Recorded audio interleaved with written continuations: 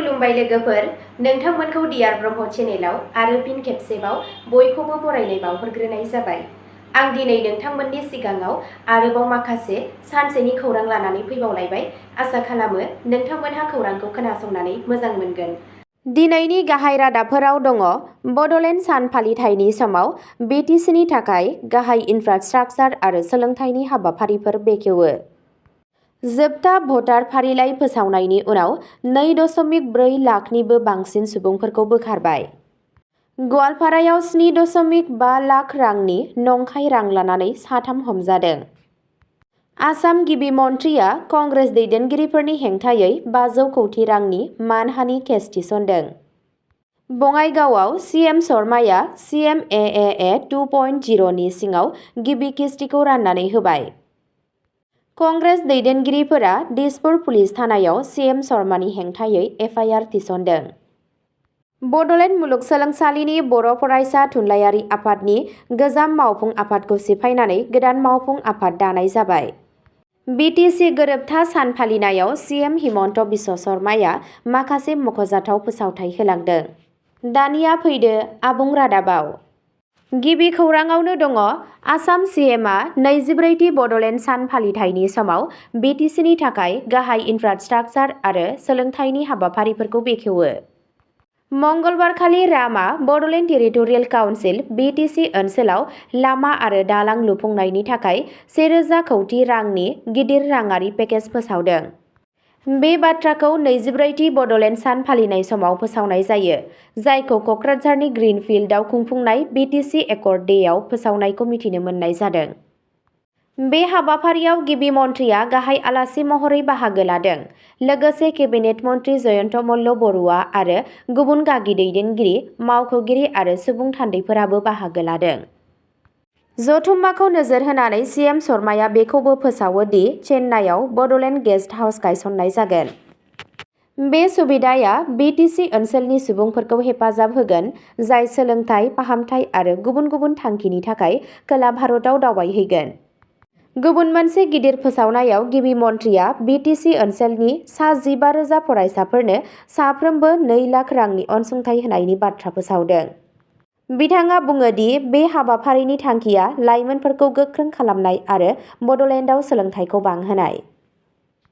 नैथि खौराङाव दङ जोबथा भटार फारिलाइ फोसावनायनि उनाव 2.4 लाखनिबो बांसिन मुंफोरखौ बोखारबाय। भारतनि बिसायख'थि आय'गआ स्पेसियेल इन्टेन्सिभ रिभिजन मावफारिखौ फोजोबनायनि उनाव आबामनि जोबथा भटार फारिलाइखौ फोसावदों। गोदान फारिलाइनि बादिब्ला हादोरसायाव गासै भट होगिरिफोरनि अनजिमाया 2,40,000 बांसिन खमायदों।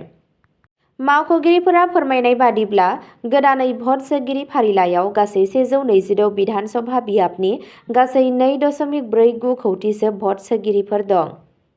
बे खमायनायनि उनाव गुवारै फोरमान खालामनाय, दाबिफोर आरो अजदफोरखौ सुस्रांनाय आरो डुप्लिकेट, जायगा सोलायनाय एबा गनायजाथाव नङै प्रबिष्टिफोरखौ बोखारनायनि उनाव खालामनाय जादों।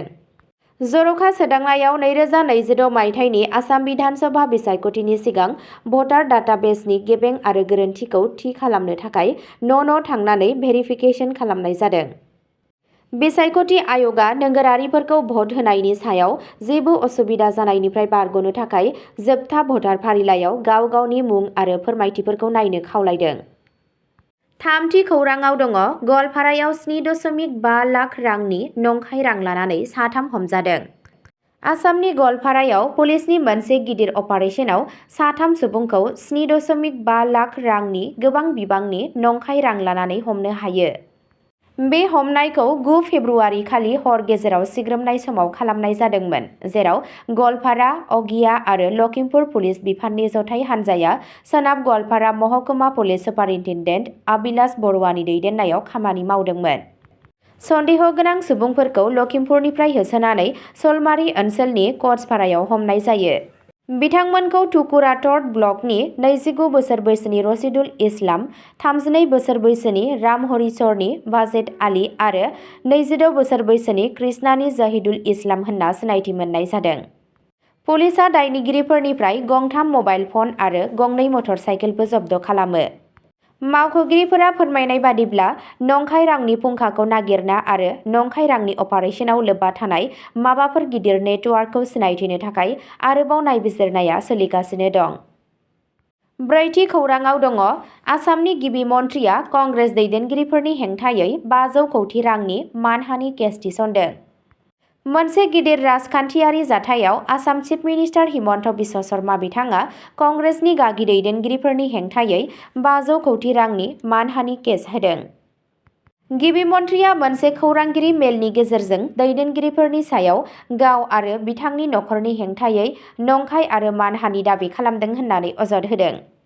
सीएम शर्माया बिजिरसालियाव केस होनाय जादों होनना रोखा खालामो आरो बे आयदाखौ आयेन बादियै आवगायलांगोन होनना बुङो। कंग्रेस दोलोआ दासिम जेबो मावख'आरि फिन्नाय होआखै। थासारिया रामुआव राजखान्थियारि दाङाबाजिखौ आरोबाव बांहोदों। बाथि खौराङाव दङ बङाइगावआव सीएम शर्माया CMAA 2.0 नि सिङाव गिबि किस्तिखौ राननानै होबाय। गावनो गाव सोनारनाय आसाम बानायनायनि फारसे आरोबाव मोनसे गिदिर आगान लानानै आसाम चिफ मिनिस्टार हिमन्त बिश्व शर्मा बिथाङा मैया मंगलबारखालि CMAA 2.0 नि सिङाव गिबि खोन्दोखौ रानना होयो। बे मददाव बङाइगाव, धुबरी, गवालपारा आरो खोला सालमारा मानकाछार जिल्लाफोरनि मुलाम्फा मोनगिरिफोर दंमोन।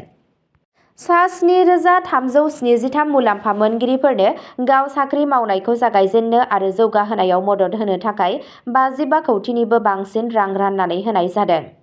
गिबि मन्थ्रिया लाइमोनफोरखौ थुलुंगा होनानै बे मददखौ सोलोजों बाहायनो आरो आसामनि थुलुंगायारि आबहावा आरो रांखान्थियारि गावसोनारनायखौ गोख्रों खालामनायाव बिहोमा होनो थाखाय थुलुंगा होयो। द'थि खौराङाव दङ कंग्रेस दैदेनगिरिफोरा दिसपुर पुलिस थानायाव सीएम शर्मानि हेंथायै FIR थिसनदों।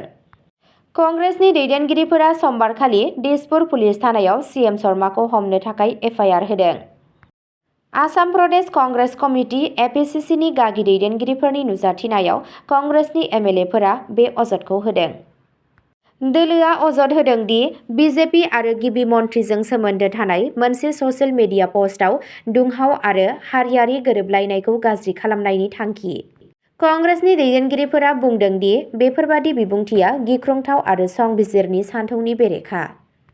बिथांमोनहा गोख्रों आयेनारि राहा लानो दाबि खालामदों आरो बुङो दि जायखिजाया सुबुङा जेबो मासि गैयालासे आयेननिफ्राय गोजौ जानो नाङा। FIRनि उनाव कंग्रेस मावथिफोरा गिबि मन्थ्रिनि हेंथायै नारेबाजि खालामनानै सोमावसारदों। स्निथि खौराङाव दङ बड'लेण्ड मुलुगसोलोंसालि बर' फरायसा थुनलाइयारि आफादनि गोजाम मावफुं आफादखौ सिफायनानै 2025 निफ्राय 26 मावसमनि थाखाय गोदान मावफुं आफाद दाफुंनानै लाबाय। गोदान मावफुं आफादनि आफादगिरि महरै मुस्रि सानसुमा बर' आरो गाहाय नेहाथारि महरै मुस्रि देबजित बसुमतारीखौ सायख'बाय। 8थि खौराङाव दङ BTC गोरोबथा सान फालिनायाव सीएम हिमन्त बिश्व शर्माया माखासे मख'जाथाव फोसावथाय होलांदों। लामा आरो दालां बानायनो थाखाय 10,000 कौटि रां हगारनाय जागोन, जेराव BJP आरो BPF ज' लोगो नांना बै खामानिफोरखौ मावगोन होनना हिमन्त बिश्व शर्मा बिथाङा बुङो। 15,000 लाइमोनफोरनो आसाम सरकारा 2 लाख राङै अनसुंथाइ हरगोन, BTC सरकारनोबो। चेन्नाइआव बड'लेण्ड गेस्ट हाउस लुफुंनो थाखाय रां हरगोन, हिमन्त बिश्व शर्मा। अब्ला दिनैनि खौराङा एसेनोसै, गोजोन्थों।